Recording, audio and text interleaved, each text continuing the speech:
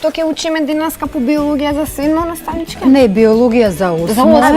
Значи пардон. во осмо оделение се учи за безработници и за работници. Значи сега ние денеска ќе се сконцентрираме на лекцијата класификација на безработници.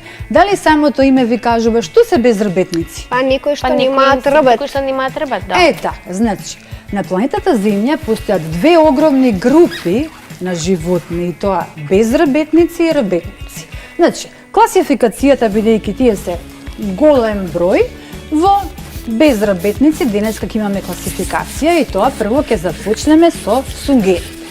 Сунгерите представуваат животни, безработници, кои што имаат многу проста градба, на нив немаме ни глава, значи без глава, уста и црево, тие живеат прикрепени на дното на морињата.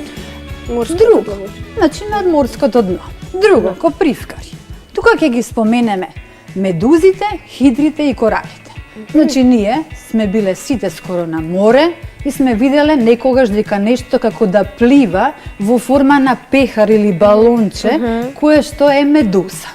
Значи медузите може да бидат отровни и да бидат не толку отровни, значи опасни и делумно безопасни. Значи тие што прават во водата? Слободно плива. Значи можеме да заклучиме, како пред малку што кажав, живеат во морињата. Наредни се хидрите. Хидрите, за разлика од нив, тие имаат стапчеста форма на телото и тие се прикрепени исто за дното. Корали. Сме слушнале за коралите, дека тие се живописни, дека ги има во многу бои. Коралите не подсетуваат на нешто убаво, екзотично, примамливо за очите, примамливо за нуркачите и се главна тема на сите оние што се нуркачи, кои што сакаат да го истражат морското дно. Коралите. Коралите се всушност оние каде би живеле тие? Во матни, загадени мориња или во некои чисти? Не, многу чисти. Така, значи коралите се безработници кои што сакаат плитки, топли мориња и нормално тие екзистираат во тие мориња на тој начин што ќе направат едни коралски гребени. Значи сите ние сме гледале, ако не сме биле на тие коралски гребени, сме гледале на интернет слики кои што се пред се живописни и многу ни е познато тоа. Значи, следна група ни се иглокожи. Значи, иглокожите, самото име што ни кажа? Дека на кожичката имаат игли. Иглите, всушност, се она што се адаптираат тие и што овозможуваат, ако некој ги нагази, што ќе направи? Да избегаат. Ке се избоцка, значи така се штитат од предаторот. Освен кај иглокожите можеме тука да ги спомнеме морските звезди. Сте виделе морска звезда како изгледа? Таа има 5 зраци, така? Значи петозрачна е и всушност на површината има нормално кажавме иглички, а од другата страна, односно на дното, има едни мали прстиња кои што се движи по подлогата. Освен нив, постојат и морските ежови. Значи, кога одиме на море, многу нуркачи собираат морски ежови. Да, и треба да внимаваме. Треба многу да се внимава. Морињата каде што долу има карпи. Така, кај што има карпи, тоа ни кажува дека тие екзистираат во карпестите делови покрај брегот. Значи, во карпестите делови ние, како обични пливачи, не одиме, бидејќи таму ке се набодеме на ежот, на морскиот еж, можеме со карпите повредиме од карпата. Така. Тоа ни кажува дека сите овие во групата на првите неколку безработници се прилично интересни за нас и за сите ученици, така. Наредни доаѓаат мекотелите. Тоа се животни кои што не асоцира самото име, имаат меко тело. Тие имаат како едно стапало, тоа е мускулес дел, кој што со помош на него мекотелите се движат. Некои имаат черупка, тука еден од најпознатите ни е, ова е полжав. Значи полжавот еве како изгледа. Меко стапало, антени и една черупка, што народски се вика кукичка, и кога ќе дојде опасноста, што прави полжавот? Се крие во својата кукичка. Значи, еве го тој автоматски се адаптира на околностите кои што постојат во надворешните услови. Освен полжавот, ние сигурно сме сретнали и школки. Значи школките живеат каде живеат школките? Во својот оклоп. Во својот оклоп, меѓутоа живеат и во сладките води, например во Охридското езеро, и го имаме најпознатиот Охридски бисер, и имаме нели морски школки. Да. Тоа ни кажува нешто, дека тие се безработници кои што живеат и во солени и во сладки води. Октопот. Значи ние во Охридското езеро немаме октопот, меѓутоа во сите оние мориња и океани го имаме октоподот, кој што има многу пипки така, и на тој начин се движи. Сите овие мекотели, всушност, некои луѓе обожаваат и да ги јадат. Така ли е? Затоа што во некои држави представуваат и деликатес, меѓутоа убаво е ние само да ги гледаме кога излегува полжавот. Дали некој ще размислува? Кога врна дожд. Значи после дождот, полжавот бидејќи е какво животно? Трево, пасно. Така, излегува да се храни во својата животна средина, бара место каде што би се нахранил со чиста, еколошки, исправна трева. Друго што ни доаѓа на ред, тоа се прстенести црви. Значи, прстенести. Што не кажува тоа, дека телото е изградено има од повеќе прстени. Споени прстени едно до едно. Прстенчињата се споени едно до друго и прават една целина. И сега, еден од најпознатите е дождовниот црв. Дождовниот црв, ако дома на некое влажно место ископаме дупка, ќе видиме еден црв кој што се витка како во спирала, тоа ни кажува дека тоа е дождовен црв. Дождовниот црв е храна за кого? За птиците, мамка на јадицата, за рибите, така? Многу познат дождовен црв на рибарите. Наредни се членконогите. Нивното тело е изградено од членчиња. Сега кај нив имаме нешто ново, за разлика од оние другите што немаат, тоа е надворешен скелет, така наречен екзоскелет.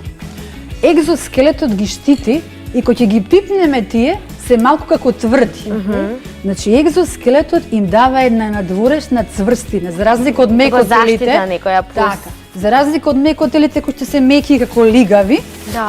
Овие се веќе со екзоскелет, членконогите, и се најзастапени на планетата Земја. Тука ќе ги споменеме една голема група инсекти. Значи инсектите, всушност, можеме да ги спомнеме тука во оваа група пчелите. Значи, ако сте виделе пчела, како изгледа?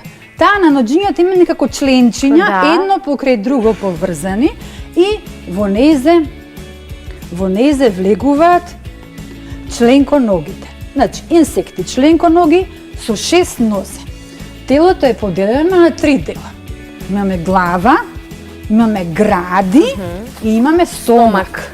Сега, ако направиме една анализа како би изгледала една пчела, значи пчелата изгледа на тој начин што таа на главата има како антени. Две антени. Да, две антени.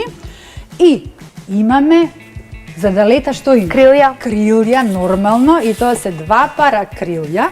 И крилјата всушност ја овозможува таа да лета од цвет на цвет и да прави опрашување. Потоа доаѓаат пајаковидните животни.